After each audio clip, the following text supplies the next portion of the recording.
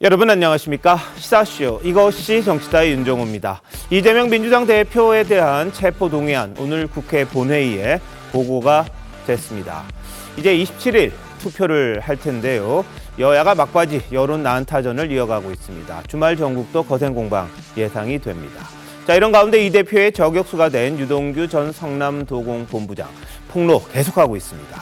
이 대표 체포안 표결을 앞둔 정치권 동향 전문가들과 바로 짚어보도록 하겠습니다. 어서 오십시오. 네. 안녕하세요. 네, 오늘 국회 본회의가 열렸습니다. 이 자리에서 제1야당 대표에 대한 체포동의안 처음으로 올라왔습니다. 자, 관련 화면 한번 보시겠습니다. 법치에 탈을 쓴 사법 사냥이 일상이 돼가고 야만의 시대가 다시 도래하고 말았습니다. 오랑캐가 불법적 침략을 계속하면 열심히 싸워서 격퇴해야죠. 강도와 깡패들이 날뛰는 이 무법천지가 되면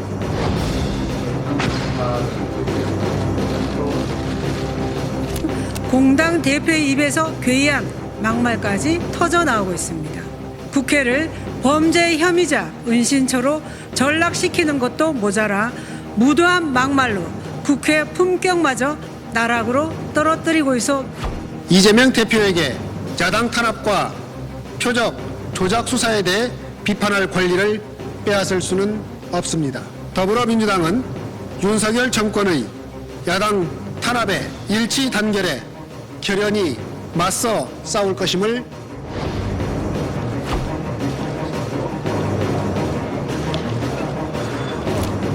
2월 21일 국회의원 이재명 체포동의안이 접수되었습니다.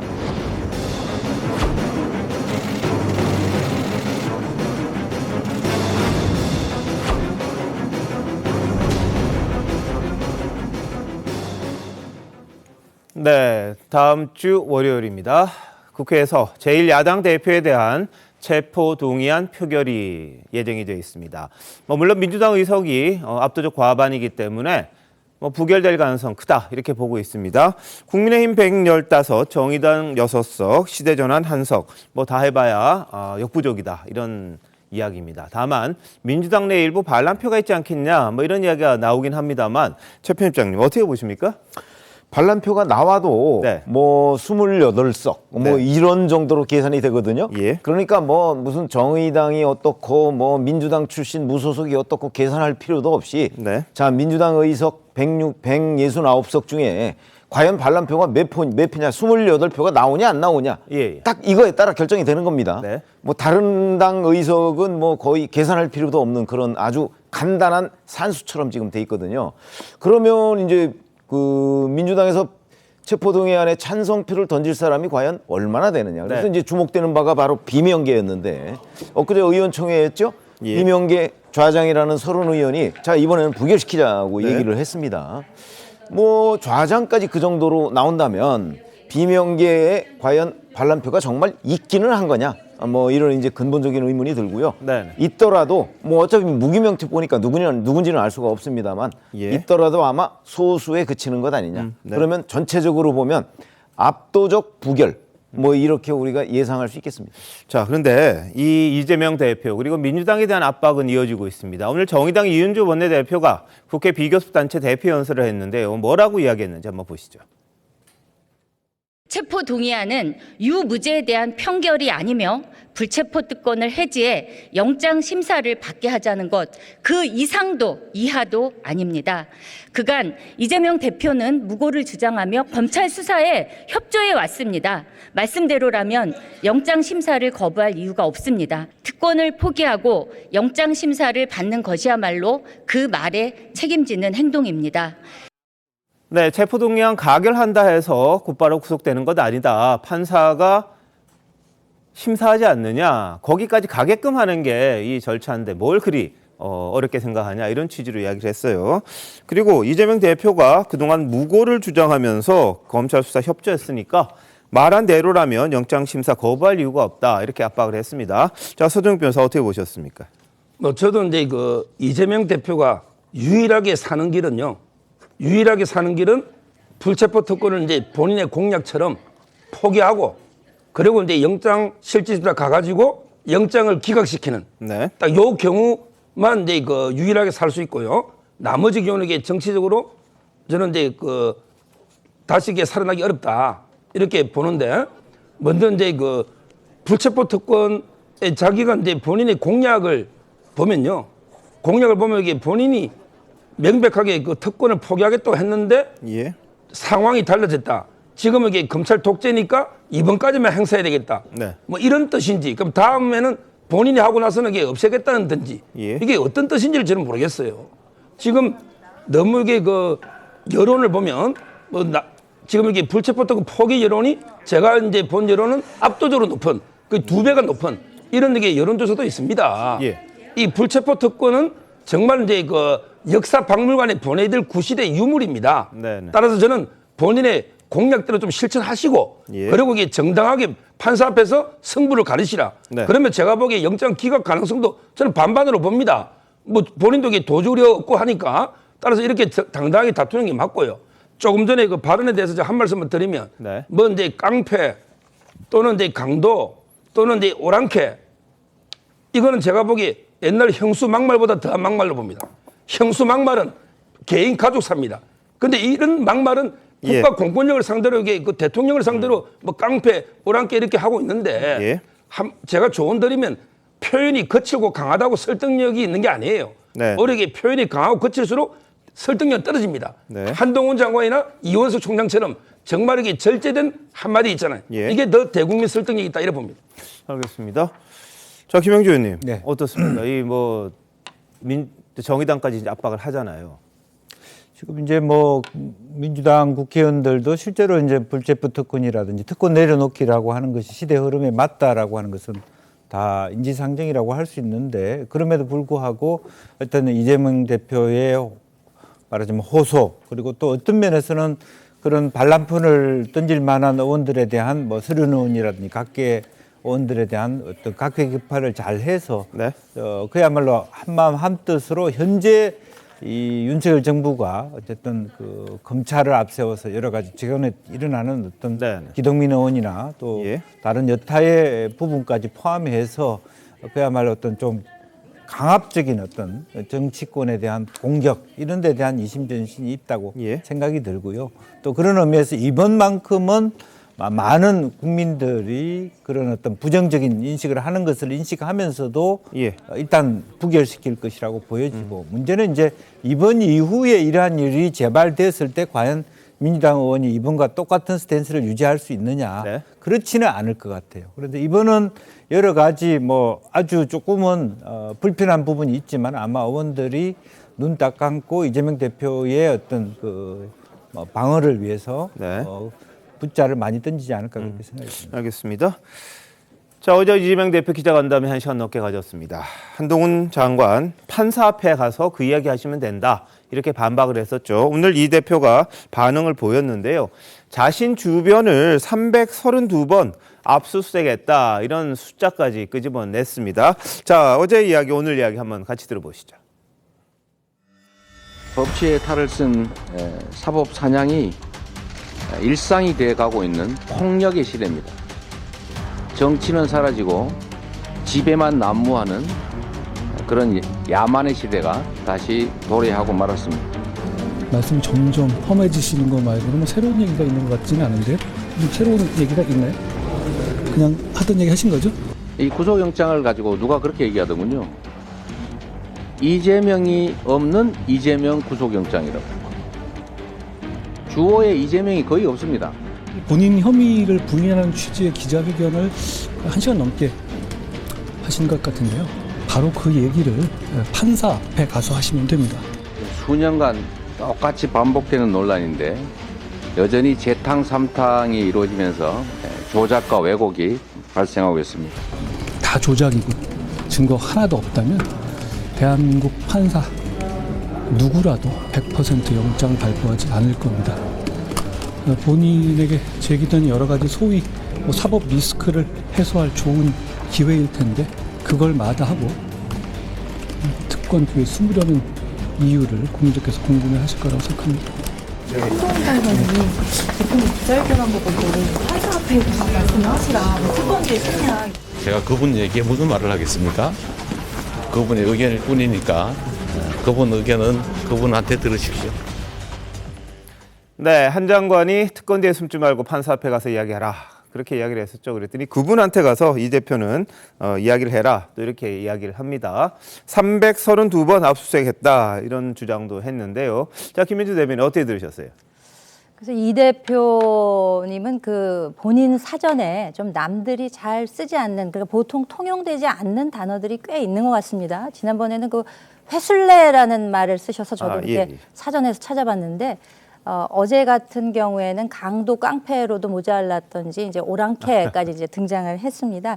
사실상 지난 연말까지만 하더라도 이 대표가 기자들의 질문에 대해서 이제 묵묵부답으로 일관해서 뭐 점점점이다 뭐 이렇게 불리기도 했었는데 2023년 새해 들어서는 굉장히 그 적극적으로 본인의 입장을 표명하고 있습니다. 2023년 벽두부터 그 최고위원 회의 이후에 이어지는 질답에서도 적극적으로 뭐 기자회견식으로 이야기를 하고 네. 또 어제까지를 포함해서 기자회견이 총 이제 5번으로 이제 집계가 되더라고요.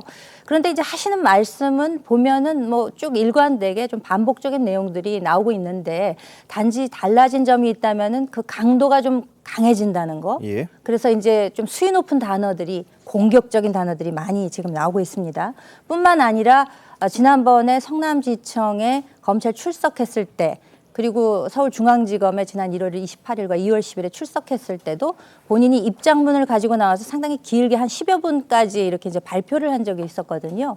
그런 경우에도 보면은 내용은 매번 좀 같습니다. 네. 뭐 야당 탄압, 정적 제거, 조작 수사 이제 이런 이야기들을 반복을 하시는데 네. 여기서 정작 주목되는 것은 검찰에 가셔서는 본인 진술서로 가름하겠다고 말씀을 안 하세요. 네. 그러면은 정작 말을 해야 될 때는 말씀을 안 하시고 그러니까 어떤 법적 효과가 있는 곳에 가셔서 말씀을 하셔야 되는데 그럴 때는 안 하고 이제 여론에 호소하는 듯한 이제 그런 모습을 보이기 때문에 한 장관도 판사 앞에 가서 얘기하시라 이렇게 얘기한 게 아닌가 싶습니다. 이재명 대표가 어제 한 말 중에 이런 게 있습니다. 사건 내용 바뀐 게 하나도 없다. 바뀐 게 있다면 대선 패배, 대통령이 검사하던 분이 됐다는 것이다. 이렇게 이야기를 합니다. 그러면서 성남FC는 무혐의 불송치됐던 건데 이게 뒤집어진 거다. 이런 주장을 했거든요. 한 장관의 반박했던 목소리 같이 한번 들어보시죠. FC의 예산을 부정하게 썼다라고 경찰과 검찰이 몇 년간 뒤졌는데 하나도 못 찾았죠. 왜? 없었으니까. 이거는 이미 무혐의 불송치 결정이 됐던 일입니다. 다만 딱 바뀐 거는 대통령과 검사가 바뀌었다는 것이죠. 그 사건은 무혐의 처분을 된 적이 한 번도 없습니다. 무혐의 처분됐다는 거 누가 말한다면 그거는 그냥 거짓말입니다. 분당경찰서에서 수사하다가 불송치 결정을 했지만 고발인의 이의 신청에 따라서 검찰에서 검토한 다음에 보완 수사 요구를 했고 무혐의 처분이라고 하는 것은 검찰의 종국적인 무혐의 결정을 말하는 것입니다. 전혀 다른 이야기고 그것은 혼동될 수 있는 문제가 아닙니다. 네. 자, 전수미 변호사 어떻게 보셨어요?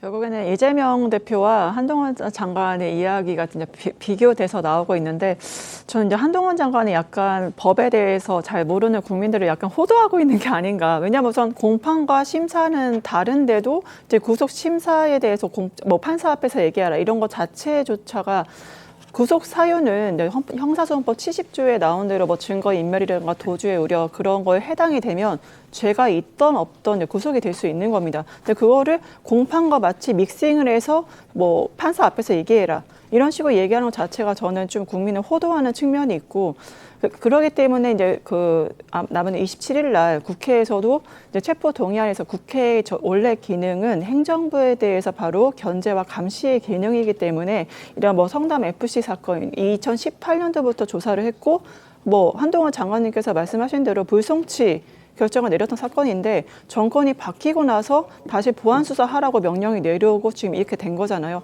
이 모든 것들이 결국엔 정권이 바뀐 다음에 그때는 맞고 지금은 틀린가 이런 의혹들이 제기될 수밖에 없는 지점이기 때문에 이 모든 것들을 종합적으로 판단을 해서 국회에서도 체포 동의안에 대해서 이제 판단을 하고 국회 본래 기능도 이제 고려를 하고 원래 체포동의안 자체가 헌법상 기본권이고 그걸 만들어진 이유 자체가 행정부의 권력 행사에 대해서 바로 입법부를 보호하기 위한 그런 조치이지 본인이 내려놓은 받고 싶다고 해서 내려놓을 수 있는 그런 권리가 아니거든요. 그래서 그런 것들이 고려돼서 결국은 체포 동의안까지 연결이 되지 않을까 싶습니다. 알겠습니다. 본인이 내려놓을 수 없고 이제 가결해달라 그러면 되는 거죠. 이렇게 가서 하게끔 해달라 이렇게 이야기하면 되는 거고, 한동훈 장관 이야기했던 것 중에 이 판사 앞에 가서 이야기하면 된다, 증거인멸, 도주 이런 부분. 이 대표가 했던 이야기가 있죠. 내가 어디 가겠느냐, 어디 도망가겠냐, 뭐 그런 이야기입니다. 근데 그런 것도 같이 포함이 돼서 한 것 같기도 한데요. 자, 어떻게 보십니까, 최 편집장? 뭐 잘 아시다시피 지금은 그 사실은 누구도 되돌릴 수가 없습니다. 오늘 본회의에 보고했으니까 이제 27일 예정대로 본회의에서 체포동의안을 이제 표결에 붙이겠죠. 네. 그래서 그 결과에 뭐 따를 수밖에 없는 예. 거죠. 그 중간에 주말 동안에 어떤 대단한 변화가 있을 것 같지는 예. 않고요. 다만 그러니까 이제 이재명 대표와 한동훈 장관이 지금 얘기하는 거는 어찌 보면 그냥 무의미한 공방으로 저는 예. 이렇게 그 판단이 되고요. 네네. 지금부터 이제 남은 거는 자 그러면 이제 이재명 대표가 본회의 체포동의안이 뭐 저는 뭐 부결될 거라고 아까 말씀을 드렸습니다만 예. 부결되고 난 이후에 이재명 대표는 민주당을 어떻게 운영하고 네네. 그다음에 이재명 대표가 그동안에 또 받고 있는 여러 가지 혐의에 대한 수사가 여전히 또 진행될 거 아니겠습니까? 예. 그런 어떤 전국의 흐름이 어떻게 진행될 것인가? 네. 저는 정치권 인사들은 사실은 27일 이후를 더 주목해서 보고 있다고 생각을 합니다. 왜 그러냐면 사실은 상임고문단 회의에서도 권노갑 고문 같은 경우는 입원은 해주자였거든요. 그러면 입원은 해주면 곧 닥칠지도 모르는 제2차 체포동의안에는 그 지금 민주당 의원들이나 상임고문단이나 뭐 아니면 민주당 지지층의 생각이 꽤 변할 걸로 저는 예상을 해요. 아, 예. 그 경우에 이제 이재명 대표는 또 어떤 논리로 대항을 할 것인가, 돌파를 할 것인가. 저는 오히려 그런 부분에 더 네. 관심이 갑니다. 알겠습니다. 자, 이재명 대표는 오늘 아침 회의에서요, 하나부터 열까지 장난 같다 이렇게 이야기를 하면서 윤 정부를 겨냥해서 뭐라 그랬냐, 무능론을 이야기를 합니다. 미일의 아바타가 되지도 마라 이런 이야기도 했는데 한번 보시죠. 미일의 아바타가 되려고 하지 마십시오. 한우가 폭락 대책이라고 내놓은 게 암소 무더기 도축입니다. 장난하십니까? 정말 이 정권이 하나부터 열까지 국정을 장난처럼 운영하는 것 같아서 참으로 안타깝습니다. 제 주변에 압수수색 횟수가 332번 지금 하고 있다고 합니다. 이렇게 압수수색, 구속영장 남발하는 거, 이게 검사 독재 정권이라는 걸 보여주는 것입니다. 네, 한우값 이야기를 했습니다. 무더기 도축하면 안 된다 그랬고요. 국정을 장난처럼 한다. 이렇게 윤석열 정부에 대한 날선 비판을 했습니다. 자, 어떻게 보셨습니까? 사실은 뭐 기자회견을 해서 조금 더 윤석열 정부의 경제적 실책을 저렇게 네. 하나하나 했으면 의미 있었을 텐데 그런가요? 그 실컷 자기 이야기를 1시간 정도 하다 보니까 아무리 좋은 뭐 저런 얘기를 하더라도 이야기가 다 파묻힙니다. 네. 본인은 뭐 민생만 생각하겠다고 하지만 굳이 기자회견을 자체해서 오히려 더 여러 가지 자기 이야기를 확산시켰다. 그리고 실제 내용이 별로 없는 자기 변명에 불과하다는 비판을 받게 되는 예. 그런 결과고 오히려 역으로 지금 뭐 실제적으로 무슨 연료비라든지 뭐 그 소위 고깃값이라든지 어떤 민생과 관련된 부분들을 정말 질서정연하게 또 민주당이 갖고 있는 정조위 하나하나의 어떤 정책적인 어떤 집약된 내용을 가지고 민생 기자회견을 했으면 오히려 더 그나마도 자기한테 올 수 있는 어떤 사법 리스크를 줄이는데 도움이 되지 않았겠나 하는 생각이 들고 아무리 좋은 뭐 미국, 일본의 아바타가 되지 말라 이런 내용 자체도 그냥 지나가는 이야기로 묻히게 되는 그런 부분입니다. 지금 이것이 아마 3월 되면 훨씬 더 신랄하게 구체적으로 법원을 왔다 갔다 하는 과정 속에서 더 훨씬 더 말하자면 민생에 대한 이야기의 중요도가 줄어들 수밖에 없고 아마 민주당의 고민으로 다시 돌아올 것 같습니다. 예. 저는 이제 그 이재명 대표 발언은요, 반드시 꼭 검증 팩트 체크를 해봐야 된다고 봅니다. 네. 워낙에 가짜뉴스 거짓말이 많아서 지금 이제 압수수색도 보십시오. 그저께 이틀 전에 275번이라고 이제 본인이 했잖아요. 근데 오늘 갑자기 이제 그 332번이다. 어떻게 하루 이틀 사이에 57번이 늘어나는지 이것도 체크해봐야 되고. 예. 그다음에 두 번째는 압수수색 중에 실질 한 건도 많아요. 대표적인 게 법인카드 있잖아요. 예. 이건 업소별로 이게 100몇 군데를 압수수색하다 보니 횟수가 이게 늘어나지 실질 한 건이다. 이걸 두 번째 말씀드리고. 네네. 세 번째는 그러면 이게 결국 압수수색 많은 게 검찰 책임입니까? 이재명 측의 책임입니까? 본인이 워낙 혐의가 너무 많으니까 관련자도 많고 하니까 그게 되는데 이게 왜 검찰 책임입니까? 예, 예. 다 이게 판사가 보고 발급해 주는 거 아닙니까? 알겠습니다. 따라서 저는 이걸 가지고 이게 마치 검찰 독재인 것처럼 횟수를 부풀리는 거 네. 이것도 큰 문제라 봅니다. 알겠습니다. 뭐 횟수에 대해서는 뭐 기준에 따라서 좀 다르기 때문에 민주당 내에서도 이걸 좀 숫자 구체적으로 하지 말고 좀 더 보자 이런 이야기를 했기 때문에 그건 나중에 한번 집계를 해보도록 하고요. 자, 그런데 지금 임시국회가 끝나면 민주당에서는 3월 1일 3.1절부터 국회를 열어야 한다 이런 주장을 합니다. 반면에 국민의힘에서는 3월 관례대로 3월 첫 줄은 비우고 6일부터 하자 이렇게 이야기를 했는데 뭐 오늘 국회 소집 요구가 들어가서 1일부터 여는 걸로 일정이 잡혔나 봐요. 재헌국회의 처음이다 이런 주장을 하는데 한번 보시죠. 민주당은 3월 1일부터 하겠다고 하는데 3월 1일 날 한 날이 재헌국회의회 한 차례도 없습니다. 하루도 아마 불안해서 못 비우는 모양입니다. 초조한 겁니다. 막다른 골목에 본인이 처해 있다는 걸 느끼는 거예요. 난 우리 기자분들 불쌍해. 말도 안 되는 얘기를 계속 받았어야 되니까 얼마나 힘들어요. 정작 검찰에 가서는 진술서 던져놓고 묵비권 행사하는 사람이 왜 기자들 불러놓고 장광설을 들어놓냐고요. 네, 국민의힘에서는 하루도 못 비워서 그러느냐, 불안하냐, 뭐 이런 취지로 이야기를 하는데요.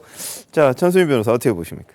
결국은 3월 1일 날부터 국회에 대해서 이제 우리가 일을 하자라고 간단합니다. 바로 민주당은 민생이 가장 우선이기 때문에 일하는 국회를 만들기 위해서 이런 활동들을 하는 거거든요. 3월 1일은 좀 의미가 있는 날이에요. 왜 그러냐면 최근에 2월 22일 날 무슨 일이 있었냐면 그 일본이 소위 주장하는 다케시마의 날에 한미일 군사훈련이 동해에서 있었어요. 그리고 천황의 생일에서 리셉션에서 기미가요가 울려 펴지고 이런 거에 대해서 대일 외교에 대해서 대미 외교에도 마찬가지로 굉장히 문제점을 인식을 하면서 우리가 3.1절이란 뜻깊은 날에 우리 일하는 국회를 한번 만들어보자. 그래서 이거는 지금 이 시기뿐만이 아니라 예전에 2018년부터 일하는 국회법을 계속 발의를 하고 했는데 이게 혼시 규정이다 보니까 강제성이 좀 없었던 측면이 있었죠. 하지만 민주당은 포기하지 않고 20대 가장 일하지 않는 국회로 유명했죠. 그래서 21대 더불어민주당 당론이 일하는 국회를 만들자. 제1호 당론으로 만들었습니다. 그리고 다음에도 여전히 일하는 국회를 만들기 위해서 네. 민생을 위해서 일한다는 지점 말씀드리고 싶습니다. 예, 자 1일부터 열어야겠다 이게 민주당 입장인 것 같아요. 자 김현주 대변인. 그래서 이제 그 말씀에 이제 설득력이 있다고 생각하시는 분들이 과연 얼마나 있을까요? 뭐 굳이 3월 1일 빨간 날 국경일인데 그날부터 무슨 일을 하실 게 있는지 저는 잘 모르겠습니다만 지난 1월에도 일하겠다고 해서 이제 임시회를 열어놓고 과연 무슨 일을 하셨는지 저는 그것부터 되돌아봐야 된다고 생각하고. 그러니까 헌정사상 처음이다라는 일이 지금 계속 벌어지고 있습니다. 3월 1일부터 임시회를 소집한다. 뭐 이제까지 관례상 그렇게 되지 않았었는데 3월 1일부터 왜 소집 요구를 하시는지 이제 그것도 모르겠고 그리고 지금 북한의 핵미사일 도발이 연이어 이어지는 가운데 한미일이 안보 협력을 통해서 탄도미사일 그 대응 해상 훈련을 했습니다. 그에 관해서 이제 지연 말단적인 걸 가지고 국정이 장난이냐 이제 이재명 대표가 이렇게 얘기를 하셨는데 그러니까 뭐 미국과 일본에서 일본해라고 이제 사용한 명칭 관련해서 이제 얘기를 하고 뭐 한우값 이런 얘기를 하셨는데 그에 대해서는 우리 합참에서 대변인이 바로 그 정정 요구를 했고요. 그리고 뭐 한우값 얘기를 지금 아무리 한다고 한들 그게 귀에 들어오겠습니까? 민주당에서 지금 민생 이야기를 하시는 것은 그 말이 필요할 때만 얘기를 하시지 모든 이슈를 지금 이재명 대표가 99.9%를 가져가고 있는데 그런 한우값 얘기가 전혀 귀에 들어올 리가 없다는 생각입니다. 알겠습니다. 자 이제 피결 사흘 남았습니다. 한동훈 장관이 이제 제안 설명을 할 겁니다. 이재명 대표에 대한 체포가 왜 필요한지. 근데 지난번 노웅래 의원 때를 비교하는 분들이 많아요. 박범계 의원은 검사처럼 하지 마라 이렇게 이야기를 했고요. 한 장관은 그럼 대충 하라는 거냐 반박을 했는데 자 조홍천 의원이 뭐라고 했는지 같이 한번 들어보시겠습니다. 어차피 정치하실 분 아니세요? 검사처럼 하지 않았으면 좋겠다는 그런 권유를 드립니다. 어차피 부결할 테니까 힘 빼지 말고 대충 하라라는 취지라면 공감하기 어렵습니다. 저는 세금으로 월급받는 공직자고요. 공직자로서 임무를 다할 생각입니다. 뭐 자기가 그렇게 하겠다고 뭐 지금 이미 공표하지 않았나요? 쉽게 얘기해서 염장을 지른 거죠. 노웅래 때도 뭐 장문으로 뭐 돈봉투 부스럭거리는 소리 하니까 그 전까지 갸우뚱거리는 의원들도 에이 이거 뭐냐고 그냥 막 격분을 하더라고요. 네, 한 장관이 뭐 새로운 증거를 뭐 조목조목 제시하더라도 그게 혹시 민주당 의원들을 격분시키는 게 아니냐, 반감을 더 사는 게 아니냐, 뭐 이런 관측들이 있더라고요. 어떨까요, 최편주 장님? 저는 한동훈 장관이 어떤 설명을 하더라도 결과에 영향을 별로 못 미칠 거라고 생각을 합니다. 예. 제가 노웅래 의원 체포동의안 때도 그랬거든요. 네. 그런데 이제 노웅래 의원 체포동의안이 일사불란하게 부결이 됐잖아요. 예. 뭐 거의 한 표의 이탈표도 없다. 뭐 이런 분석이 많습니다. 네. 그리고 나니까 이제 뭐 그것은 한동훈 장관이 제안 설명을 이렇게 해서 그랬다고 이제 얘기하는 민주당 의원들이 있는데 예. 조홍천 의원도 그렇게 얘기하고 예. 저는 핑계라고 봅니다. 핑계고요. 원래 민주당 의원들 노웅래 의원 체포동의안 그 표결에 붙이기 전부터 압도적으로 부결될 거라는 언론 기사 한번 찾아보세요. 네. 다 나와 있습니다. 예. 지금 이것도 마찬가지입니다. 그러니까 한동훈 장관이 어떤 설명을 하든 간에 뭐 별로 격분할 것도 없고 그다음에 뭐 그거에 또 감동을 받을 사람은 더더욱 없고 네. 그냥 원래부터 본인들이 하고자 했던 바대로 그렇게 아마 투표를 할 것으로 보이고요. 네네. 다만 이제 이탈표가 몇 표냐 하는 거는 이재명 대표한테는 굉장히 중요해요. 압도적으로 부결되느냐 아니면 가까스로 부결되느냐. 부결이야 되겠지만 이제 그런 점에서 아마 마지막 순간까지 이재명 대표는 예. 그 본인이 이제 압도적인 부결을 시키기 위해서 노력은 아마 계속할 것으로 보입니다. 자, 그런데 지금 같은 상황에서 굉장히 자신감을 드러낸 의원이 한 분이 있죠. 권성동 의원입니다. 과거 강원랜드 채용 청탁 의혹 당시 불체포 특권 포기했습니다. 포기한 방식이 이제 임시국회 안 열고 본인이 나가는 그런 방법이었죠. 근데 권 의원이 뭐라 그랬냐면 이 대표가 구속 가능성이 높다고 스스로 판단하는 것 같다. 이런 주장을 합니다. 보시죠. 제가 워낙 떳떳하고 당당했기 때문에 오히려 가서 받는 것이 저희 억울함을 호소하는 바른 길이다 이런 생각을 했습니다. 무고하다고 생각을 하면 할수록 법원에 가서 당당하게 본인이 억울한 점을 소명하면 되거든요. 구속 가능성이 높다고 본인 스스로 판단하는 것이 아니죠. 결국은 자신이 없기 때문에 여러 가지 변명을 하고 말씀이 많으신 것이 아닌가. 네, 권성동 의원 영장 실질 심사 받아서 구속 안 됐고요. 1심, 2심, 3심, 최종심까지 무죄 판결을 받았습니다. 그때처럼 해라 이런 주장 일부에서 나오는 거거든요. 자, 김영주 의원님. 글쎄 이제 뭐 그렇게 가면 좋겠죠. 그런데 실제적으로 이재명 대표가 그렇게 가기 어려운 부분들이 좀 있어요. 제가 보니까 성격이 좀 다릅니다. 예. 권성동 의원은 어찌 보면 아주 단순한 단독 말하자면 범죄 의혹이잖아요. 예. 본인 스스로가 알아요. 내가 그런 뭐 이렇게 불법적인 정당이 없다는 자신감을 갖고 갔지만 지금 현재 이재명 대표가 안고 있는 혐의라고 하는 건 굉장히 다양한 사건과 다양한 사람들, 다양한 또 의견들 엇갈리는 그런 증거들로 둘러싸여 있기 때문에 그렇게 간단하지 않은 것 같습니다. 그렇기 때문에 본인 스스로가 본인의 무죄를 확진하더라도 결국 다른 사람의 정황 증거를 통해서 본인도 사실은 구속될 수 있다. 그런 불안감이 일말에 있을 수 있지 않겠냐 그렇게 생각이 듭니다. 알겠습니다. 자, 앞서 민주당 인사들이요. 지금 이재명 대표 사례하고 또 다른 사례를 비교하면서 하는 게 바로 성남FC와 경남FC입니다. 뭐냐, 그때 모금을 똑같이 했는데 왜 홍준표는 괜찮고 이재명만 이게 문제가 되느냐, 이렇게 지금 검찰을 비판하는 거거든요. 자, 홍준표 대구시장은요, 오늘 이런 민주당의 주장에 대해서 멍청한 주장이다 이렇게 맞받아쳤습니다. 자, 홍준표 시장 이야기, 박홍근 원내대표 이야기 같이 한번 들어보시죠. 이재명의 성남FC는 뇌물이고 홍준표의 경남FC는 모금입니까? 검찰에 묻습니다. 대놓고 후원금을 요구한 것으로 알려진 홍준표 시장에 대해서는 대놓고 봐주는 것인지. 경남도지사 하셨던 홍준표 대구시장께서 관련 기업들한테 후원을 요청하고 이렇게 후원 받았습니다 이렇게 해서 사진도 찍어서 낸 게 수없이 많죠. 제가 한 거는 그냥 정상적인 행정 처리를 한 거죠. 그 멍청한 주장이죠. 말씀하세요. 문제가 되나 안 되나는 대가성입니다. 이재명 시장은 대가로 뭔가 해줬고 우리가 후원 계약 맺을 때는 대가로 준 게 없어요.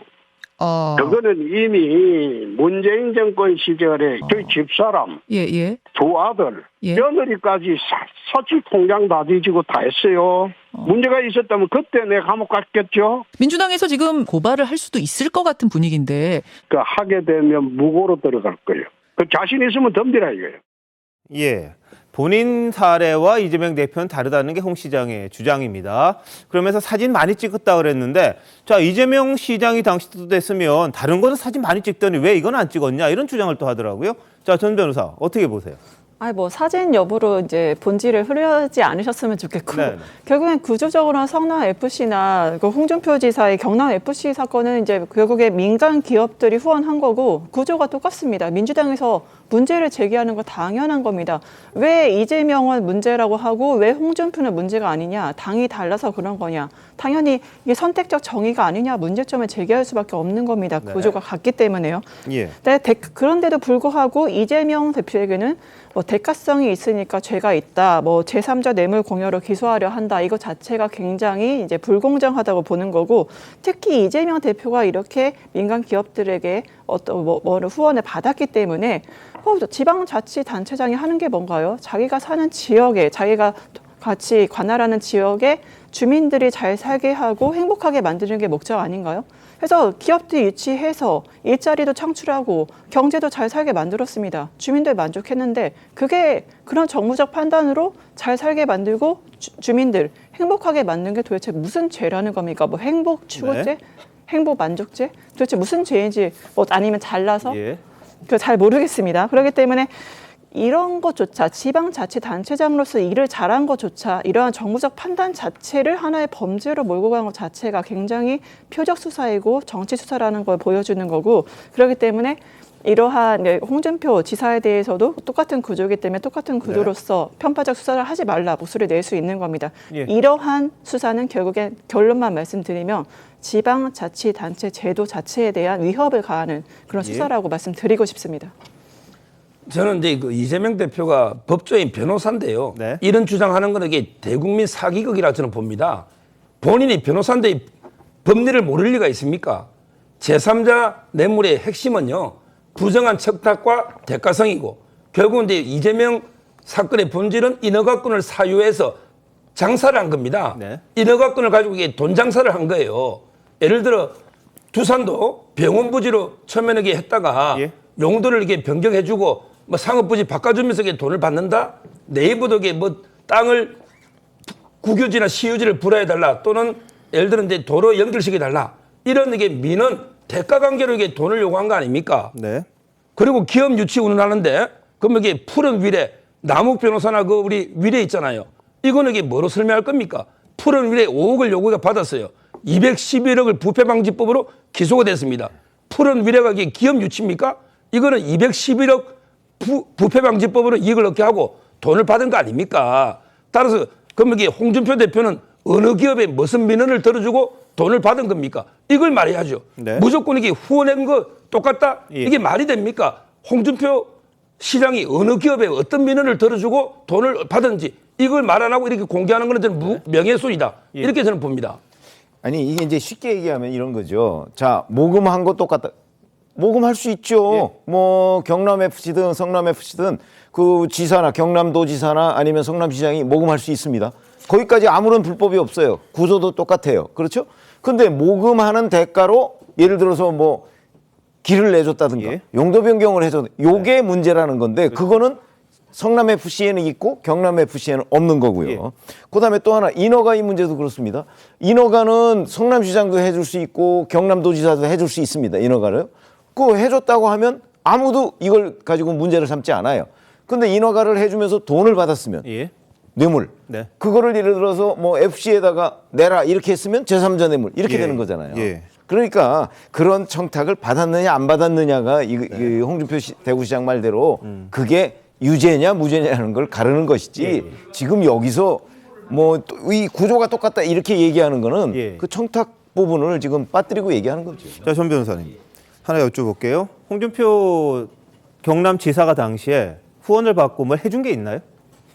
대가성을 말씀하시고, 예. 그러니까 여기서 이재명 그 지사에 대해서 하는 것도 정치적인 어떤 행위래다. 그 정무적 판단이 정치적 행위가 대가성을 보고 있잖아요. 전 홍준표 지사도 똑같은 잣대로 보면은 똑같은 행위를 충분히 했다고 근데 보거든요. 돈이 오고 가고 했고 인허가가 새로 났잖아요. 그거는 이재명 대표에 대해서는. 그러니까 홍준표 지사에게는 그런 게 없었잖아요.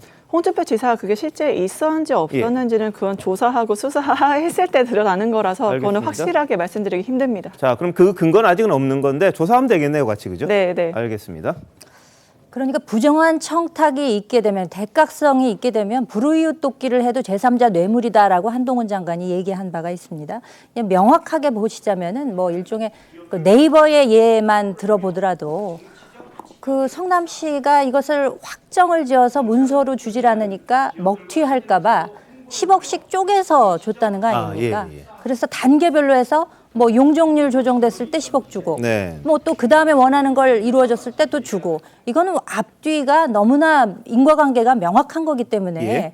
그 경남 FC의 경우와 똑같이 빗대어서 얘기할 수는 없다고 생각합니다. 알겠습니다. 자, 민주당에서 홍 시장에 대해서도 좀 법적 조치해서 이 사실 여부 좀 따져봤으면 좋겠어요. 똑같은 구조니까 문제가 있다면 해야 될 텐데 홍 시장은 그거 잘못하면 무고다 이렇게 나오고 있는 그런 상황입니다. 그래서 뭐 구조는 같아 보이는데 대신 대가가 있냐 없냐에 대한 부분을 따져봐야 되겠죠. 홍 지사도 과거에 그랬었는지 민주당이 한번 그 하셔서 하면 어떨까 싶네요. 이것도 뭐 사법 판단 받아보면 금방 답이 나올 것 같습니다. 자, 한편 친명계 저하장으로 불리죠. 정성원 민주당 의원. 오늘 이재명 대표가 예상 못한 시기에 예상 못한 방법으로 총선 승리 방법을 선택할 거다. 이렇게 이야기를 했습니다. 그랬더니 혹시 사퇴하는 거 아니야? 이런 추측들이 나왔는데요. 어제 이 대표 목소리와 함께 들어보시겠습니다. 향후 검찰이 기소해서 재판 나가게 되면 대표직 어떻게 수행하실 건지 사퇴도 고려하고 계시는지 궁금합니다. 역시 가정적인 상황이라는 질문이어서 지금 말씀드린 뭐 부적절한 것 같습니다. 신의 한 수가 되려고 하면 일반 국민들이나 정치인들이 예상하지 못한 시기에 예상하지 못한 방법으로 예상하지 못한 내용을 가지고 얘기가 신의 한 수가 되는 거죠. 사실은 한 4개월 전부터 공천 준비가 시작되는데 이재명 대표도 민주당이 총선에서 승리할 수 있는 그런 방법을 선택하겠죠.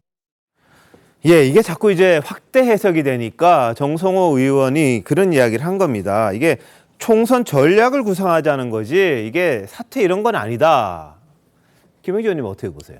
글쎄요, 이제 그 기간까지의 과정이 매우 지난할 것 같습니다. 그러니까 올 하반기부터 내년 4월까지 가는 과정에서 과연 이재명 대표가 본인 스스로가 저 자리에 대표로서의 자리에 있을 수 있는가에 대한 부분도 여전히 불명확하다고 보여지고요. 그러니까 이건 정성호 의원이 얘기하는 것은 대표로 계속 있었을 때의 하나의 전략 구사가 굉장히 서프라이즈한 부분일 것이다라고 얘기하지만 경우에 따라서는 많은 의원들은 비대위 구성으로 하지 않겠느냐 이선 후퇴론까지 고려할 수밖에 없고 그것은 아마 5월, 6월 넘어가면서 계속 그 국민의힘과 민주당의 정당 지지율 차이라든지 또 실제적으로 이번 그 민주당이 공천을 하지 않습니다만은 보궐선거 이후에 호남의 지형의 변화 그러니까 지금 전당대회 속에서 지난 전당대회 속에서는 거의 호남이나 또 중도층 민주당 쪽은 거의 손을 놓고 한번 지켜본 그런 전당대회라면 이 정도로 계속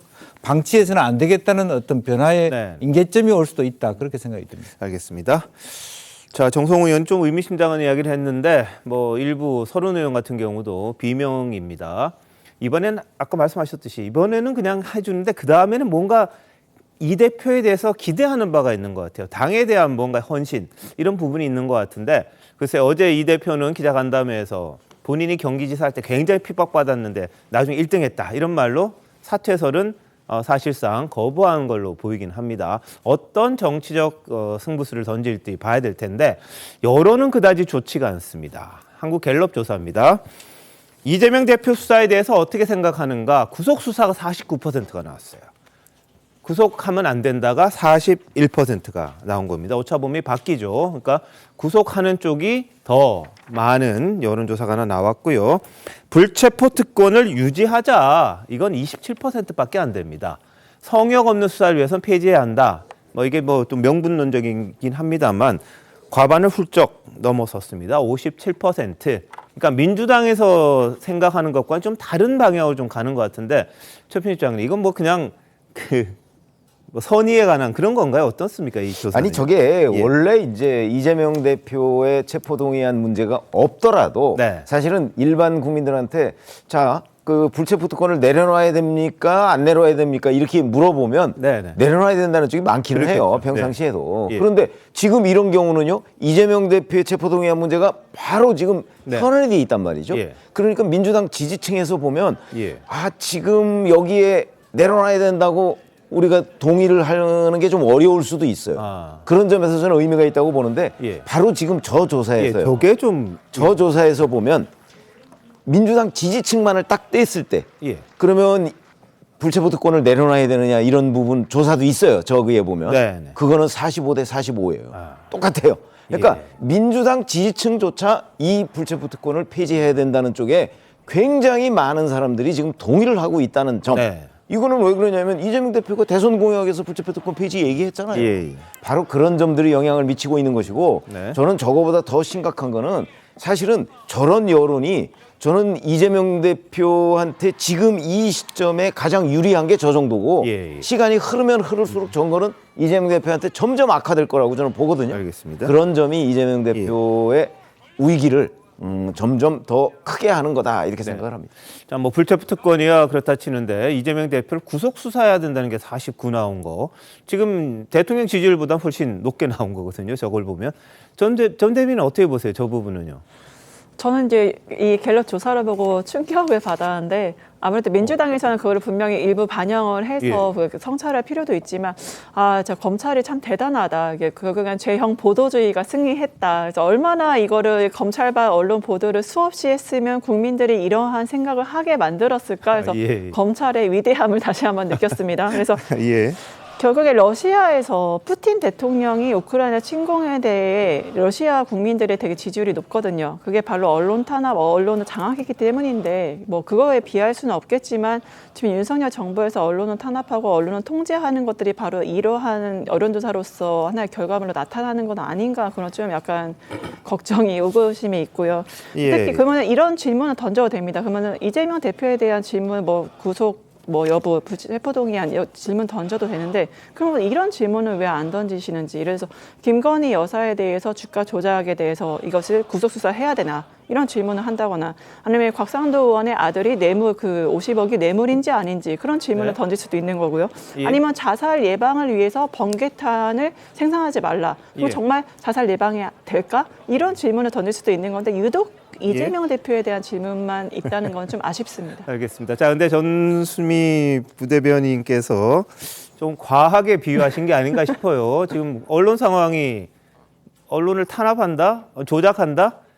그럼 윤석열 대통령 지지율이 과반이 안 될까요? 그런 생각이 좀 들어요. 기본적으로는요. 또 우크라이나와 러시아 쪽을 비교하는 건 좀 대상이 좀 아닌 것 같다는 생각이 좀 듭니다. 좀 약간 확대된 그런 부분이 있는 것 같고요. 번개탄 같은 거는 문재인 정부 때 그렇게 안 하기로 했다고 그러더라고요. 그 내용이. 그러니까 독성이 있는 걸 만들지 말자는 거지 그 자체를 안 만드는 건 아니다. 거기에 좀 오해가 있었던 게 아니냐 이런 보도들도 있었던 게 기억이 나는데 이재명 대표에 대한 구속 여부에 대한 갤럽 조사 이걸 민주당에서는 좀 해석을 좀 제대로 하셔야 되는 게 아니냐 이런 이야기가 나올 수밖에 없을 것 같아요. 저 부분은요. 계속해서 아니다, 소설이다 그랬는데도 불구하고 뭐 이재명 대표도 이제 반론권이 있으니까 하셨지만 이 조사에서는 좀 사실 생각보다 좀 많이 나온 게 아니냐 이런 느낌이 좀 있거든요.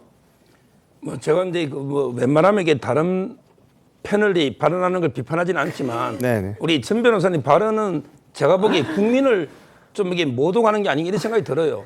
우리 전체 국민의 집단지성은 위대한 겁니다. 국민이 검찰에 놀아나서게 저런 여론조사가 나오고 언론에 놀아나서 이게 아닙니다. 저게 국민의 여론이고 저게 민심이고 저게 천심인 겁니다. 저는 이재명 대표에게 왜 윤석열 대통령에 대해서 부정적인 많은 분들도 구속사를 원하는지 이 점을 이렇게 뼈저리게 한번 대시하게 봐야죠. 알겠습니다. 뭐 여론이 이제 숫자에 불과하긴 합니다만 그 흐름 같은 것들을 한번 뭐 각 당에서 민감하게 보시잖아요. 그 나름 의미가 있는 거 그 경향이랄까요. 그런 걸 보면서 이 어떻게 대처해야 될지 뭐 고민하시는 부분이 있을 텐데 갤럽 조사에서는 저런 내용이 나왔습니다. 그리고 아까 김건희 여사 이야기했는데 김건희 여사 특검하자는 거 훨씬 더 높게 나옵니다. 그거는요. 그러니까 그런 부분들도 한번 감안하셔야 되지 않느냐 이런 말이 나올 수밖에 없을 것 같아요. 자, 유동규 전 본부장은 또 이재명 대표를 계속해서 압박하고 있네요. 유튜브 통해서 일화를 낱낱이 공개하겠다 밝혔고 하나 둘씩 나왔습니다. 어제 나온 거는 도원결의에서 이 대표를 주군으로 모시자 이런 뜻을 모았다 그랬고 이 대표에게도 전달이 됐다 그랬고요. 그 이후에 나온 이야기 1,800억 원의 시민배당 그 결정 과정에 대해서도 이야기를 했는데 일단 참모가 과연 누구였는지 그 부분 이 대표의 이야기까지 같이 한번 보시겠습니다. 그럼 내가 이제 이재명한테 이야기를 했어요. 새누리당에서도 좀 관심을 갖고 있다. 이렇게 한다 그랬더니 그럼 그쪽하고 대화도 하라고. 그럼 걔 그러더라고요. 그래갖고 나는 이거 멋있네? 내가 이제 그때 김용한테 총무님 더 절에 나오니까 못 가겠네? 이번에 우리 그냥 한번 이재명 밀어볼까? 그랬더니 자기도 그랬으면 좋겠대. 정진상 나 김용 딱 만나서 우리 의형 잡시다. 그리고 한 분의 주군을 모십시다. 그리고 이제 그 뜻은 이제 이재명한테도 전달이 됐고. 경기도청에 좌진상 우동규라는 말이 많이 돌아다니고 있습니다. 지사님 이 말씀 들어보셨습니까? 제가 그 정말 가까이 하는 참모는 그 동규 이렇게 표현되는 사람은 아닙니다. 미안하지만. 네, 도원결의 이야기 있었고요. 그리고 1,800억 원을 20초 만에 구 시민 배당을 한 쪽으로 결정이 났다. 이런 이야기도 했는데 이 대표 이야기까지 같이 한번 보시겠습니다. 정책이라는 것이 정말 20초 만에 결정된다? 그거는 정책의 타당성이나 뭐 이런 게 아니라 따지고 표만 따지네. 그렇지. 그것도 동물적인 감각으로 잡는다. 이거 이러면 끝내주겠다. 이거는 끝내주고 표 된다. 표 된다. 그래서 이제 대장동 수익 중에서 이제 1,800억 내가 현금으로 가져오게 됐다. 그 딱 보고 하니까 이재명이 거기서 정진상 있다가 이거 그냥 돈 나눠줍시다.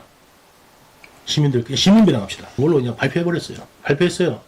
내가 그러니까 이거 너무한 거 아니야? 그랬더니 뭐라 하냐면 야 니는 선거를 몰라. 나는 그 선거 알잖아. 그거 챙길 수가 없어. 딱 그러더라고. 정진상이. 그 다음에 이재명도 거기서 오케이. 세금을 그만큼 줄여둔다든지 아니면 여러 가지 어떤 그동안의 수건 사업들을 해결한다든지 이러면 할 수도 있잖아요.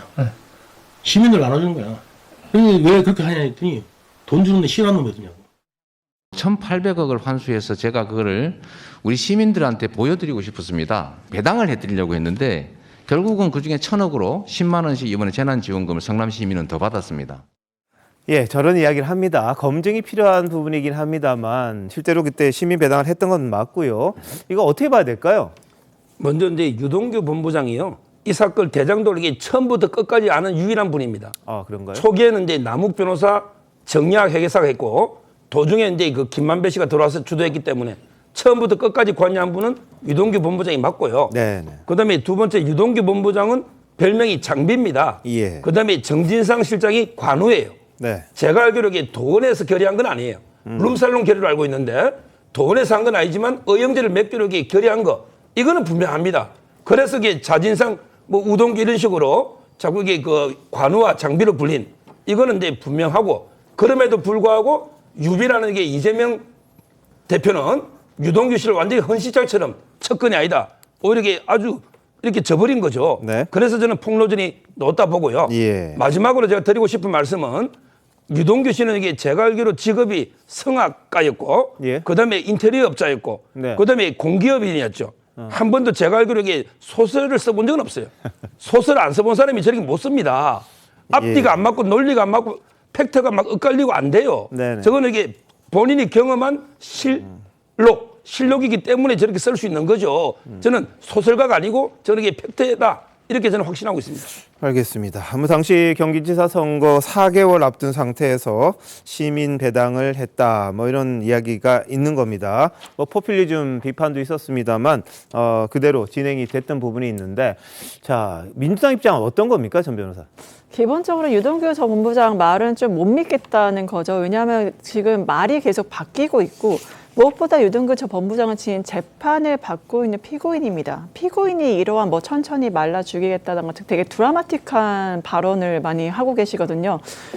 그리고 무엇보다 또 최근에 유튜브 방송까지 나와서 이렇게 발언하시는 게 네. 과연 어느 정도 신빙성이 있는 발언으로 봐야 될지 그렇게 생각할 수밖에 의혹을 제기할 수밖에 없고 실제로 대법원 판례에서도 금품 수수에 관한 건이 이렇게 진술의 일관성이 필요한데 이렇게 말이 계속 바뀌는 거 그리고 드라마틱한 표현을 하는 거 재판 밖에서나 안에서나 이런 것들이 과연 판사들한테 이 사람의 말이 진실되구나 맞구나라는 심정을 과연 심어줄 수 있을지는 좀 네. 의문이라 할 수 있습니다. 알겠습니다. 자, 유 전 본부장은 이 대표의 성향에 대해서도 이야기를 합니다.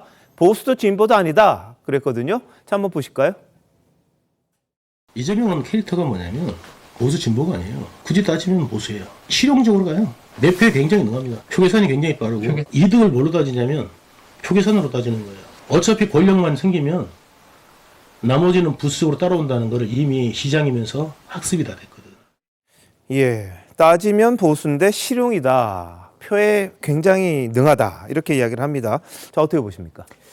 사실 보수냐 진보냐 하는 이런 이분법적인 기준, 뭐 이 부분을 이제 거부하는 학자들도 굉장히 많아요. 네네. 왜냐하면 보수의 가치가 있고 진보의 가치라는 것이 있지만 사람이 어떻게 딱 여기서부터 보수고 저기서부터 진보냐 뭐 이런 이슈에 대해서는 보수적 가치를 추종하고 다른 이슈는 또 진보적 가치를 추구하는 사람도 있거든요. 네. 그래서 요즘에 학자들도 보수 진보라는 표현을 저는 많이 안 쓰는 걸로 알고 있습니다. 정치학에서도. 그러나 어찌됐든 간에 지금 유동규 전 본부장 얘기는 이른바 본인이 생각하는 진보적 가치 이거하고 이재명 당시 성남시장은 다르다. 네. 지금 이 얘기를 하고 있는 거잖아요. 저도 뭐 그걸로 구분하고 싶지는 않고 다만 본인이 중앙일보 인터뷰에서 얘기했듯이 포퓰리스트인 거는 분명한 것으로 보여요. 본인이 포퓰리스트라고 얘기했잖아요. 그러니까 무슨 얘기냐면 사실 뭐 재난지원금을 이제 정부에서 준다고 하더라도 성남시나 경기도지사는 꼭 거기에다가 하다못해 10만 원이라도 더 얹어서 주려고 해요. 네. 뭐 그런 것들이 받는 사람 입장에서는 굉장히 호평을 받을 수 있지만 결국 그게 다 그 도나 아니면 성남시의 빚으로 쌓이거든요. 네. 그러다 보니까 이재명 경기도지사 시절에 조광한 당시 남양주 시장이 그걸 반대했던 거 아닙니까? 예. 남양주에는 그 돈이 없다. 네. 그랬더니 이제 또 그다음부터 뭐 감사를 1년에 20번인가를 하고 뭐 이런 일이 있었잖아요. 그런 것처럼 그냥 뭐 포퓰리스트라고 하면 제가 동의할 수 있겠지만 네. 뭐 진보다 보수다 이런 기준으로 네. 이재명 당시 성남시장이 보수였다. 뭐 이런 부분까지는 제가 동의하기 어렵습니다. 알겠습니다. 자, 유동규 씨는 계속해서 폭로를 이어가는데 입을 꾹 다물고 있는 게 바로 김만배 씨입니다. 근데 이 김만배 씨 등 대장동 일당 재산 1,300억 원 가량이 추가로 또 동결이 된다고 합니다. 검찰이 청구했던 몰수 추징 청구를 법원이 인용했다는 거고요. 여기에는 김만배 씨 누나가 이 윤 대통령 부친에게 19억 원을 주고 매입한 연희동 자택도 다 포함이 된다고 합니다. 그래서 지난해 12월에 800여억 원, 현재까지 한 2천억 원 이상의 자산이 동결이 된 그런 셈인데요. 김만배 씨는 또 재구속이 됐죠. 증거인멸 뭐 그런 부분이 있었는데, 자, 자산 동결이 과연 심경 변화를 가져올까? 김영주 의원님 어떻게 보세요? 뭐 기본적으로 이제 계속 입을 다무는 이유가 뭐 일간에서는 네. 아직도 숨겨놓은 돈이 있기 때문에 예. 견디는 거 아니냐. 뭐 이런 어떤 뭐 예측, 뭐 그게 깊이 있는 분석이라고 말하기는 어렵습니다만 네. 그런 부분에 대해서 옥죄고 있는 부분이 있다. 그래서 전령 숨겨놓은 재산이 아무것도 없을 때, 즉 네. 김만배 씨가 더 이상 입을 다물어야 될 이유가 없을 때까지 추적하겠다. 이제 그런 취지라고 봐야 될 것 같고 그렇게 되면 이제 심경의 변화를 유지해서 이끌어서 어떤 입장의 전환을 통해서 입을 열지 않겠냐 이런 부분이고 그렇기 때문에 아마 계속적으로 이러한 과정들은 지속될 거라고 보여집니다. 예. 자, 김만배 씨는 근데 입을 열면 열수록 자신의 죄가 더 커지기 때문에 그것도 쉽지 않다 이런 이야기도 있는데요. 이 김만배 씨의 증언이 이재명 대표와 대장동 일당을 연결하는 유일한 증거가 될지 안 될지 저희들 아직 모릅니다. 검찰이 어떤 걸 갖고 있는지 알 수는 없는데 김만배 씨가 심경 변화가 있느냐 없느냐는 굉장히 중요한 포인트가 되기 때문에 재산 동결, 자산 동결이 계속해서 검찰에서는 지금 신경을 쓰는 그런 부분인 것 같습니다.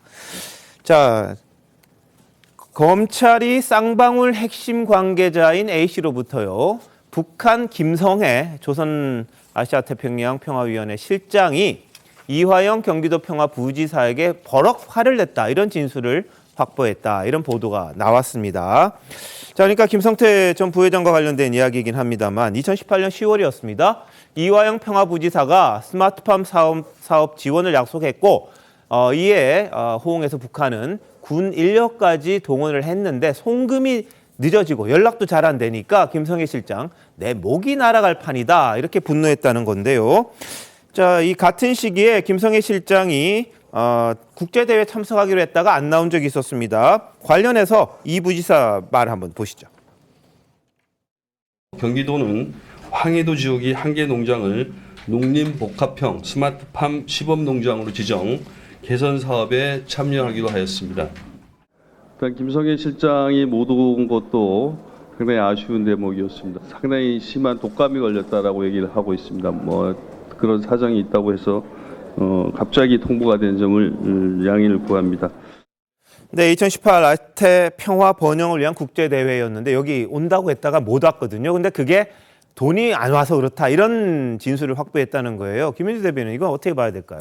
뭐 실제로 인과관계가 상당히 있는 것으로 여겨지는 대목이죠. 김성애 씨가 이제 조선 아태이 평화위원회 이제 실장인데 당시에 2018년 11월에 일산 킨텍스에서 열렸던 대회에는 리종혁 부위원장이 이제 대신 참석을 했습니다. 예. 지금 뭐 들으셨다시피 뭐 독감이 걸려서 그랬다라고 하는데 이제 그 뭐 사실 여부야 확인할 수가 없습니다만 사실상 황해도에 그 스마트팜을 설치하면서 재정 지원을 약속을 받았는데 이거 돈이 오지 않으니까 이 약속한 돈 못 받으면은 내 목이 날아갈 판이다라고 얘기를 했다는 것이고 실제로 중국에서 자재도 구입하고 그 군 인력을 동원해서 그 황해도 돌격대라고 이제 그 믿어지는 그런 군 인력을 동원해서 지금 만반의 채비를 갖춰놨는데 비용이 조달이 안 되니까 그러니까 여기서는 이화영 지사와 그 재정 지원 이 약속이 되어 있다는 차원에서 이것을 이제 쌍방울에게 500만 불을 대납시킨 것이 아니냐 이런 이야기가 나오는 것이기 때문에 지금 현재 이화영 평화부지사의 경우는 본인은 모른다라고 모르쇠로 일관하고 있어서 이에 대한 그 어떤 반론이랄까 확실한 그 반증이 되지 않을까 그렇게 생각이 듭니다. 자, 김성애 실장 같은 경우에는 대남 정책 핵심 실무자였습니다. 그리고 미북 정상회담 협상에도 참여했던 적이 있었습니다. 관련해서 한번 보시죠.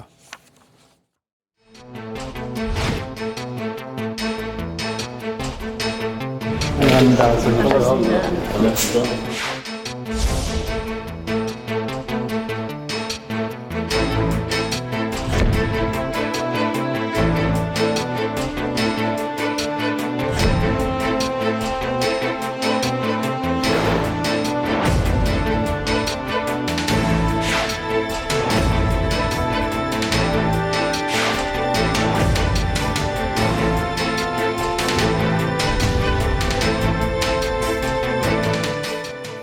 네, 이화영 전 부지사는 경기도와 쌍방울은 전혀 대북 관련 같이 한 것 없다. 각자 알아서 나눠서 한 거 그냥 우연히 그냥 겹쳤을 뿐이다. 이런 식의 이야기를 한다는데 김성애 관련된 진술을 또 쌍방울 전 고임원이 했다는 거예요. 최 편집장님 김성애 잘 아시잖아요. 네. 올만한 일이었습니까? 아니면 어떻습니까? 아니 이거는 김성애 그 실장이 왔어야 되는 회의죠 원래가. 그렇기 때문에 저 쌍방울 그 고위 관계자라는 사람은 2018년 11월에요. 이미 그 북한 측과 이런저런 얘기를 하고 있을 때입니다. 그리고 저 회의 같은 데에도 쌍방울 관계자들이 참여를 했고요. 심지어 그 팜플렛에 보면은 쌍방울 관계자들이 쌍방울 그룹이 후원했다는 사실도 거기 다 기록이 돼 있거든요. 그리고 동영상에도 보면 지금 저기 나오는 거나 마찬가지로 이화영 당시 부지사가 스마트팜 사업에 우리가 참여하기로 했다고 얘기를 했지 않습니까? 네네. 그리고 2018년 10월에 북한을 가거든요. 그래서 황해도의 그 지역을 이화영 전 부지사가 다녀가요.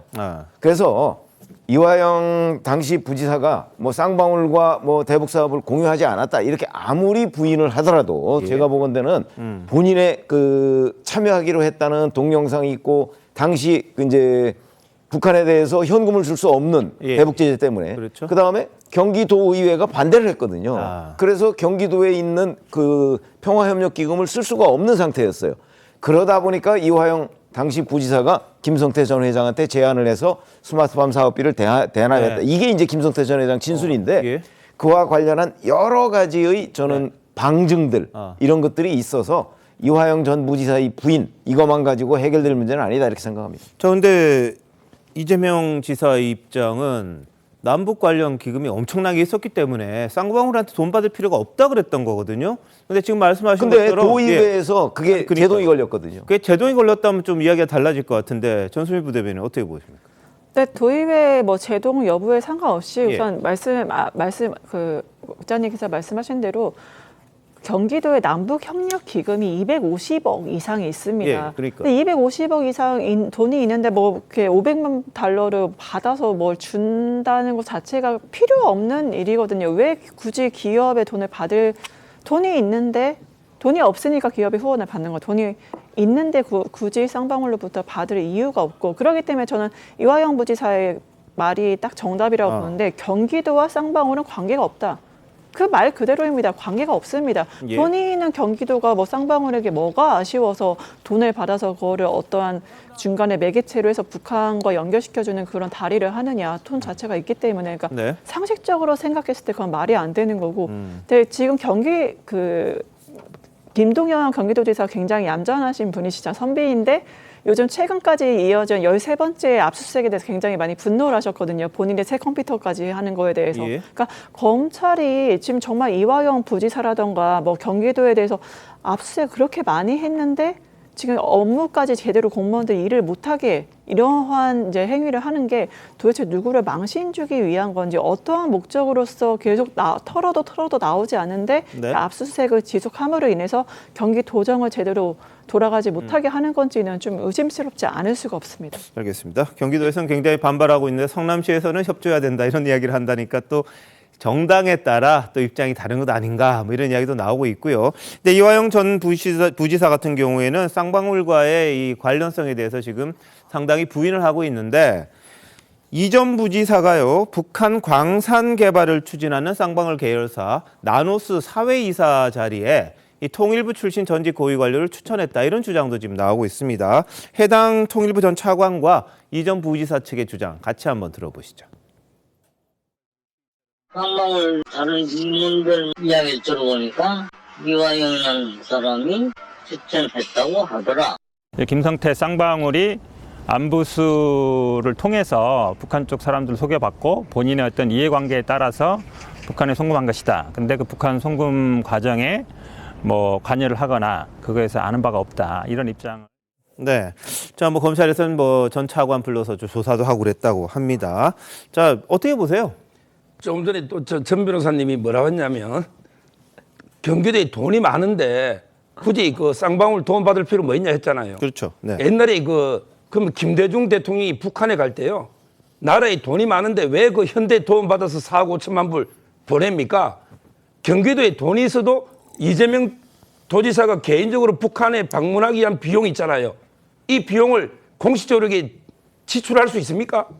그리고 이게 기금이 있어도 도의회가 다 이게 끈끈이 승인해 줘야지 마음대로 지출할 수 없잖아요. 그건 이제 말이 안 되는 저는 주장이다 이렇게 보고요. 그리고 이제 두 번째 지금 이화영 부지사하고 이제 김성태 회장이 대지를 2번 했는데 첫날에도 박용철 부회장이나 안부수 이분이 다 인정했지 않습니까? 네. 그리고 이게 이재명 대표하고 통화한 것도 옆에서 우리 직접 지켜봤다. 고맙다는 말. 이게 다 이게 진실을 이야기한 거예요. 이화영 부지사 혼자서 막 화가 나가지고 이게 그냥 조서에 사인도 안 하고 가버렸지 않습니까? 첫날은. 그때 첫날에 조사할 때 김성태 회장이 68년생이고 본인이 63년생이거든요.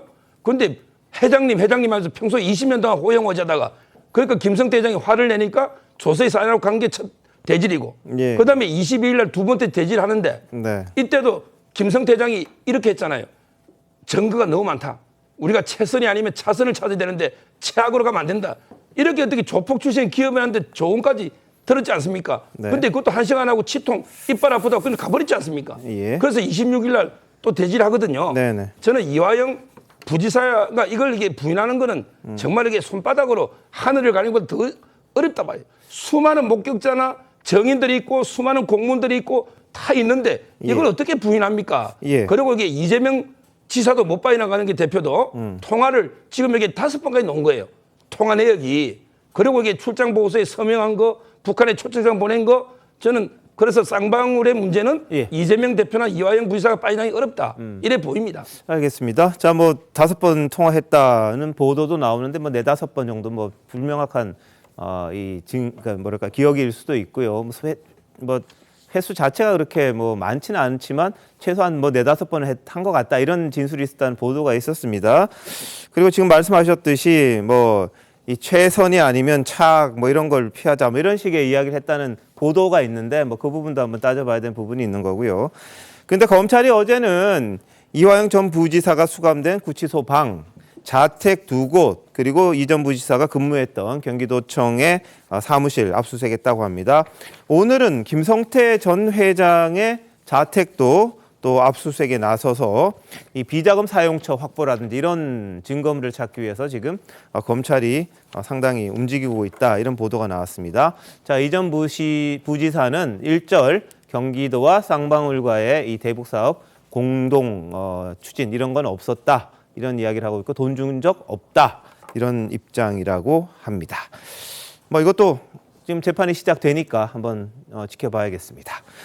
자, 한편 오늘 윤석열 대통령이 지난달 중동 스위스 순방에 동행했던 중소기업인들을 용산 대통령실로 초청해서 오찬 간담회를 열었습니다. 한번 보실까요? 제가 대한민국 1호 영업사원을 선언했습니다마는 앞으로도 순방 때 중소 벤처 스타트업 기업인들과 동행해서 우리 기업들이 세계 시장에서 좋은 결과를 만들어낼 수 있도록 백방으로 뛰겠습니다. 네, 어제 청와대 영빈관에서도요, 이 제4차 수출 전략 회의를 열었습니다. 박정희 전 대통령을 언급하면서 대한민국 1호 영업사원 또다시 강조했습니다. 이어서 한번 보시죠. 수출 증진을 위해 제가 1호 영업사원으로 뛰겠다고 했습니다마는 모든 외교의 중심을 경제와 수출에 놓고 최전선에서 뛰겠습니다. 박정희 대통령이 16년 동안에 수출 전략 회의를 180회를 했습니다. 한 달에 한 번꼴로 한 거죠. 저는 금년에 여기에 더욱 드라이브를 걸고 국민들을 상대로도 직접 설득하고 그렇게 할 생각입니다. 네, 뭐 지난번에 왔던 모함마드 빈 살만 왕세자, 사우디아라비아 실세죠. 그 금고지기도 곧 온다 이런 보도도 있었고요. 지금 윤 대통령이 상당히 지금 경제 수출 뭐 지금 안 좋잖아요. 그런데 신경을 많이 쓰는 것 같은데 김민수 대변인 뭐 결과가 좀 있을까요? 어떨까요? 글쎄 지금 우리 경제가 뭐 어려운 형편인 거는 국내적 요소도 있습니다만 글로벌로 뭐 지금 전부 다 그런 상황이긴 하지만 역시 수출로 먹고 사는 나라인데 수출이 넉 달 연속 이제 그 부진한 상태에서 사실 어제 수출 전략 회의에서도 마이너스 4.5%가 될 것이다라는 예상을 뒤엎고 작년보다 상향된 목표치를 새로 설정을 했습니다. 그러니까 아주 적극적으로 수출을 모색하겠다. 그래서 어제는 그 K 컨텐츠 위주로 이제 얘기가 됐습니다만 오늘 초대된 분들은 그 지난번 UAE 순방 그 경제 사절단에 함께 동행했던 분들 40여 명 정도가 이제 함께 한 것으로 알려지고 있는데요. 우리 수출이 물론 대기업 위주로 되어 있습니다만 중소기업이라든지 벤처 스타트업들이 차지하는 부분도 40% 정도 되기 때문에 결코 적지 않다라는 점을 이제 윤 대통령이 강조를 했습니다. 네. 지난번에 그 300억 달러 UAE에서 이제 그 유치된 그런 자금들에 대해서도 어떻게 보면 제2의 중동붐을 일으킬 수 있는 씨앗이 될 것이다라는 그런 얘기를 지금 한 것으로 알려져 있고요. 빈살만의 금고지기. 뭐 요즘에 금고지기가 많이 나옵니다만 빈살만 금고지기는 이제 반가운데 이 아람코 회장이라는 분이 이제 오시게 되면은 우리나라 대기업 총수들과도 만남이 예정되어 있어서 지금 그 사우디에 뭐 여러 가지 그 경제 현안들이 굉장히 많죠. 큰 사업들이 예상이 되고 있고 또 며칠 전에 보니까 뭐 사우디 큐브라 그래서 굉장히 큰 그 건물을 세우는 이런 계획들도 있기 때문에 어떻게 보면은 이것까지 포함해서 제2의 중동붐을 일으켜서 우리의 수출을 좀 촉진하는 방향으로 그 전략을 모색하고 있는 것이 아닌가 그렇게 생각이 됩니다. 지금 대한민국 경제가 굉장히 어렵습니다. 우리가 이제 경제 성장률을 추정한 것보다 IMF가 더 비관적으로 더 낮춰서 잡았다고 합니다. 그리고 2월에 무역 수지가 벌써 마이너스 60억 달러이고 12개월 연속의 적자 지금 기록을 세우고 있습니다.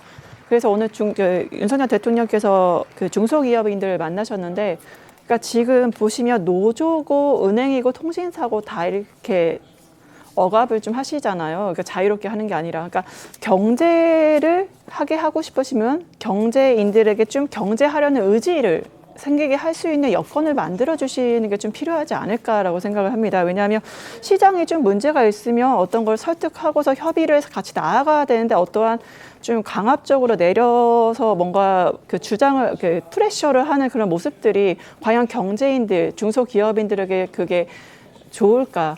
심리적으로 굉장히 위축될 수밖에 없고 경제인들에게 경제를 하고 싶은 의지를 꺾고자 하는 그런 방향으로 나아갈 수 있다는 점에서 악영향을 줄 수 있다는 점에서 경제인들이 경제를 하고 싶어하는 의지를 좀 고양해 주셨으면 좋겠다라는 생각합니다.